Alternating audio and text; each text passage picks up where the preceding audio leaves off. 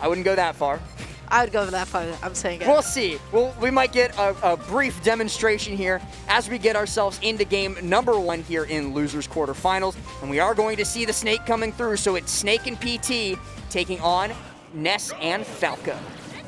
This is going to be so interesting. You have two explosive characters, but the question is, are both Tilde and PkChris going to be able to execute their game plans in conjunction with each other, or will they be hitting each other in the process? Right, and that's going to be interesting to see. I saw PkChris and Tilde playing during pools, but I actually haven't had much of an opportunity to catch them playing like at the high level because obviously they haven't been on our stream. Yep. But we'll get to see them here, and at least so far, it looks like their team synergy is right where it needs to be. Absolutely. Tilde was just able to get that finisher with the up air, and PkChris was right there with one of his own.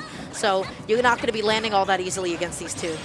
And Chris actually doing a really good job of using the magnet stall to get away from the hitbox that Charles threw out, and then immediately throwing one of his own to get the punish. There's the up tilt from Tilde, and he actually gets punished for it by an up B from Quidd. Wow. Up B just kills so deceptively early. I don't think he was DIing it correctly either. I think he was DIing, like he was trying to get to ledge more likely than not, and as a result, Quidd was able to steal a quick kill. Oh, I love all of PkChris's just like A lands with down air because he's just able to bait like all of these like landing options from like Charles especially going through dash attack, and then the deceptive like lack of end lag just constantly gets him. Yeah, the switch out to Charizard is going to be able to get Quidd back to the stage. But he very nearly had an unfortunate situation with the tether failing at that angle. I think he used the up B too many times off stage, so he wasn't going to be able to get back. How did Tilde die there? What just happened? Down smash. Just got hit by down smash. Yeah, I think he side beat to the ledge and then just ended up either getting 2-framed by down smash or something along those lines. But right now, PkChris acting as a bit of a stock tank. I like those double jump down airs just in case, you know, they go for a high recovery. Got to make sure you have your stage techs on lock. Yeah, Tilde's on last stock already. It's been 2 minutes, and this is kind of similar to what ended up happening the match I was watching during pools, where Tilde maybe, especially during game 1, got a little bit too reckless, ended up dropping too many stocks too quickly, and ended up leaving PkChris all on his lonesome. But we also see Charles on final stock as well, so it's not as dire a situation as it may initially seem. Back air trading with up tilt is so unfortunate, but such a Snake's up tilt sometimes. Tilde just still hanging on to this last stock. Gotta say, PkChris being a stock tank is coming in so clutch right about now, because what was a huge deficit is now just even. 100%. Tilde is going to be able to get the up tilt back air. What? What happened? There is so much happening right now. Chris just needs a safe way to being able to make it back onto the stage. Charles is fishing through that down smash 2-frame, is not going to be able to find it as Chris effectively stalls and makes his way back on. What a wait from Tilde there.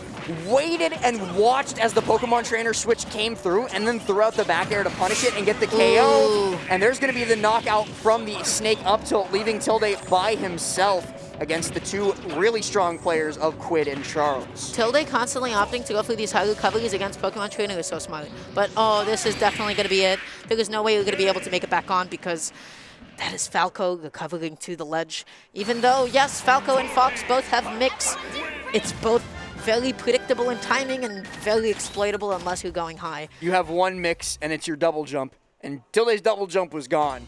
Yep. Lost it earlier. And that was a great idea and almost actually paying off. But then the up B ended up trading with the neutral instead of actually hitting through it. Yeah. So that interaction was just kind of unfortunate. So game 1, it does end up going to Quidd and Charles. And maybe you'll have to eat your words. The Snake did end up beating the Ness. And we all know that matchups are decided in doubles. Yeah. But granted, I will say though, PkChris was absorbing a good amount of the grenades, a good amount of the C4s, and then the only things that he was really challenged with were like a lot of Snake's boxing tools. PkChris kept on eating those up tilts, kept on landing on top of Snake, which is typically a really big no-no. That's something you have to always be so careful of doing. Yeah, I feel like as the match went on, Charles stopped using his projectiles as much. He stopped using so many grenades except as an escape tool. He stopped using the C4 almost entirely. Yeah. And instead just, like you said, started boxing. And I think that's really smart by him. He was able to box. He was able to convert it off of his teammate. I got to say, Charles is just playing this so well, just trying to find a way to be able to land here, and does indeed make it back onto the stage.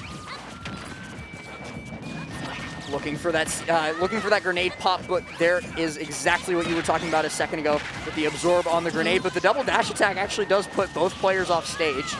But now the challenge for PkChris is he going to tunnel vision into these grenades and try to absorb them at every opportunity that he can? Or is he going to go ahead and try and help his teammate out? You can't fish through those. As soon as he starts fishing through those, it can be baited and punished. Yeah, we see him trying to hold that Psy Magnet on top of the grenade, and as a result, Quidd just comes through, either throws the Razor Leaf at him or throws a Nair at him. Either way, it's a pretty hefty punish for PkChris to eat, but he is going to throw out that back air and find the first stock of game number 2. PkChris just trying to be able to get a hit on Quidd here, not going to be able to find it, and ends up just losing his own stock. Nest down tilt, man, that is a funny move. You just gotta shield and then maybe try and mash out of it at some point. I like the low profile coming through from Charles to duck underneath the Falco lasers, and Quidd is going to kill his teammate. Damn, that just sucks. I guess he was just hoping that Charles would tech there. Charles did not tech there. Only getting the late hit back here is so unfortunate. Just immediately goes for the PK Thunder. Luckily, Charles is at no point to be dying to anything like that quite yet. I love the idea to go for the PK Thunder though. Had PkChris been a little bit closer to him and initiated PK Thunder a little bit later, he would have gotten the trampling hitbox of it that would have confirmed into itself and kill him. He was going for something cheeky. It seems that Town and City is a much better pick for these two players, as they've been completely in control of the pace of the game so far. So it's going to probably come down to a Game 3 situation between these two, as yet again, we are still in best of 3. It's best of 3 up until top 4. I like the idea of just going for the down B like that as well. Just say, hey, you know, my teammate messed up a little tiny bit, but at least I got him. Woo! Got lucky that Town has a tall ceiling there, because otherwise Quidd would have died off that PK Thunder. Did Charles have the C4? Did he just plant it on himself? No, it's on the side platform, I believe. Not going to matter, though, as Charles ends up losing his life there. Oh my goodness, and back to just going to be able to do it. I'm not sure if PkChris's DI was on point, but it also is Town and City, so sometimes that just happens with those really narrow blast zones. What Quidd needs is a little bit of space and for Charles to defend him, but not going to be happening so easily when you're going up against Tilde. Yeah, Tilde just completely smothers while PkChris does his job and serves as a distraction there. Does not let his teammate come to the rescue. And so that is going to be Quidd losing his final stock, and Charles left all on his lonesome versus Tilde and PkChris. Tilde looked for the Pillar Man there, and it's just going to be an F smash through the grab. Exactly what we were expecting there at the end of the game. If you get grabbed in a 2v1, it's lights out. Tilde juggled so effectively this game too.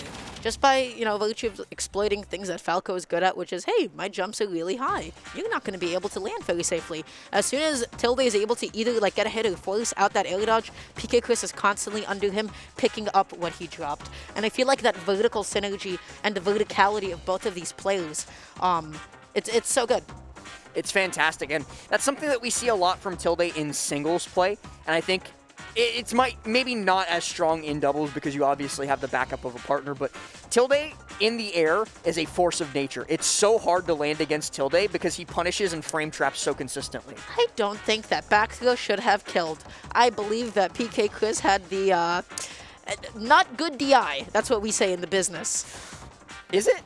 Yes. Yeah, it's accepted terminology now. I think the common term is H-box DI at this point. H-box, yeah. I don't think Juan's watching right now, but he's going to see this clip. Eventually, yeah. Listen, you Mr. Team Liquid last, not me, so you have all the rights to be able to go ahead and say that. Either way, though, we have secured ourselves a game number 3. It looks like we're going to be running it to small battlefield, so Quidd and Charles, recognizing how well Tilde and PkChris functioned on that long stage of Town, are going to be shortening it up a little bit and trying to make sure that they can't create nearly as much space, because like you mentioned, what kept happening was Tilde would commit to big juggles, and PkChris would serve as a wall, stopping the one teammate from coming and breaking the other out of Tilde's juggle. Here on Small Battlefield, it's going to be much, much more difficult to put up that wall. I will also say, this is a lovely stage for Ness. Guys, if I'm talking about Ness a lot, it's because I got Ness bias. Leave me be. I don't know how many more Ness sets I'm going to be getting this weekend, but this is a stage that you would typically almost always try and ban. And doubles, of course, the dynamics is going to be so different, but PkChris is moving around the stage, trying to find that big opening for himself, and constantly just landing so safely. But yeah, I think it's interesting that they banned PS2, because that's not often something that you see banned while leaving Small Battlefield open, especially for a team like this, but that was their decision, and we're going to see if it was the right one going into this. It's already been a pretty great start coming through from Quidd and Charles, so I do think it's proving to be the wrong decision to leave Small Battlefield open.